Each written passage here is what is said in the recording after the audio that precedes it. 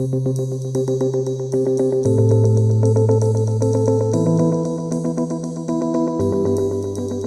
a tax-deductible 501c3 nonprofit accredited by the United Nations, the support and donations of people around the world are what keeps our movement running.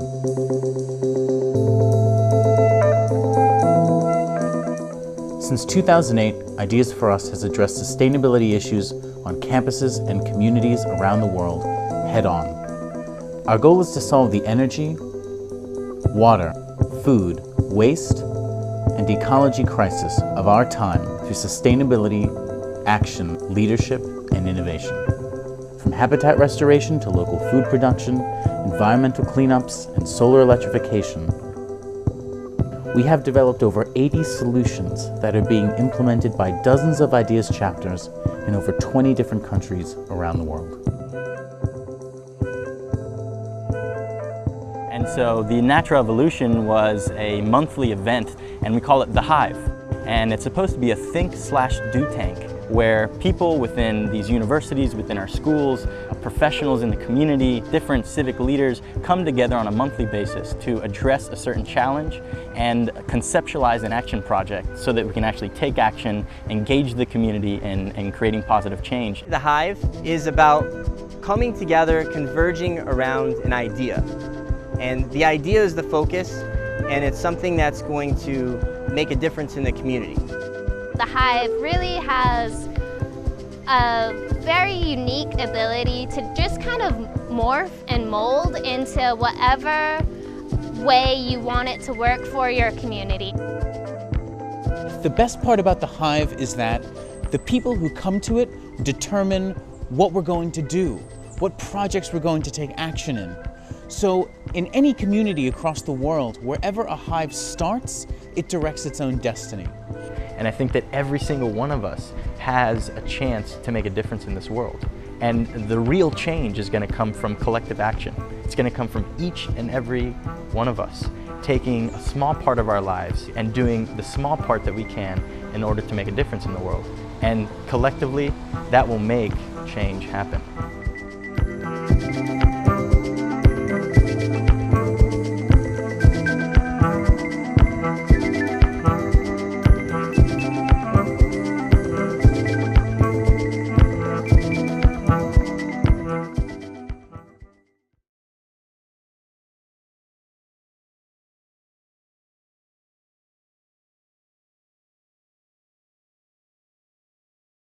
It's a spectrometer. It's the same device they used in Ghostbusters. Obviously, we have the same issues here. Ghost problems.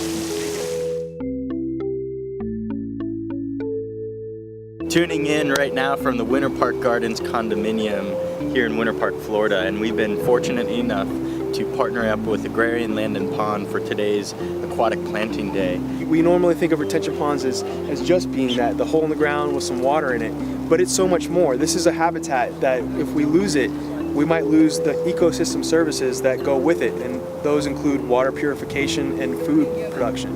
So what we're doing is we're collecting a composite sample from around the lake, so we have a good profile from the effluent, from the influent, and from the center. So we'll look at turbidity, the nutrient loads, dissolved oxygen is kind of a general profile of the lake. So those are normally good indications. So the smallest little floating particle can affect your turbidity. So 2.42 with that. We're going to go ahead and record all of the readings that we get today so that we can compare them later after we've installed all of the wetlands and hopefully be able to document how we've cleared the lake and improved the water quality here. So this is what we call our LDO probe. It's a luminescent dissolved oxygen. So this sensor, it detects the amount of oxygen in the water. Let's go through our samples.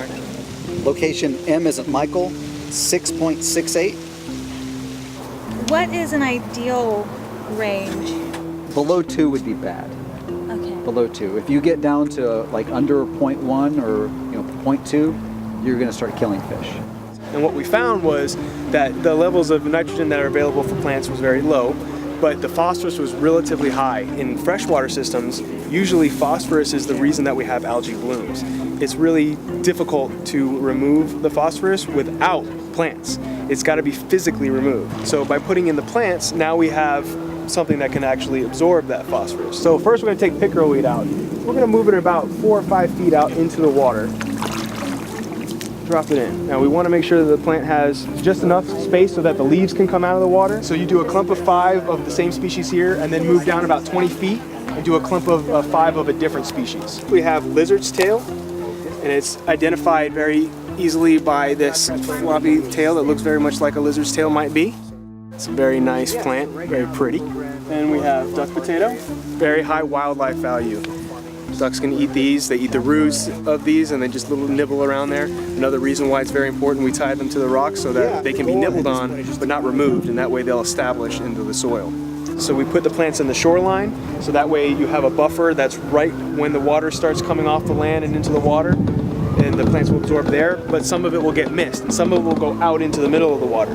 That's where the floating island comes into play. We had this floating island at a research site of ours, and the research there was completed, so we moved it over here, and now we're going to put it together like a giant floating puzzle so that we can make a floating wetland that we're going to put in the middle of this lake, which will help to remove nutrients and shade out unwanted invasives growing from the bottom of the water.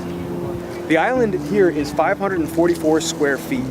So we've now created more space so we can have more turtles, and what they will actually help is to consume more nutrients. Now you actually transfer the nutrients from the water into the plant, into the animal, and that's where it goes, instead of promoting algae blooms in the water, which lead to people having to use herbicides and spraying, adding another pollutant into the water body. And I've watched people come out here with big rakes and rowboats and all of that, and it never works. It never stops it. And then the algae is forming on the surface all the time, which makes it really ugly.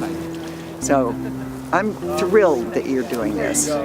This is an incredible initiative because it not only helps activate communities and engage people in actually learning about aquatic plants and the importance of them, but in addition to that, we're helping this condominium, this homeowners association, to improve the water quality and to minimize and completely eliminate the chemical maintenance that normally goes into maintaining these types of ponds. This is how the natural ecosystem works to provide what we refer to as ecosystem services, or the benefits of the natural environment to provide us with clean air, food, and water. So we're excited and happy to see that we've officially implemented our floating wetland. We have some beautiful shoreline plantings around the entire pond. This, we hope, can be a model for not only this community, but communities across the entire state of Florida to begin introducing some of these native wetland aquatic plants that naturally filter out a lot of the high nutrient pollution that runs off into these stormwater ponds, and at the end of the day really improving the overall quality of water around our states.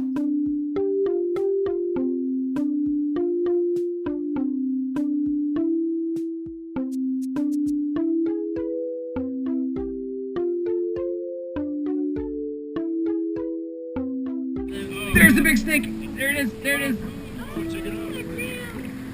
Coming right for you. I think I got him on the GoPro.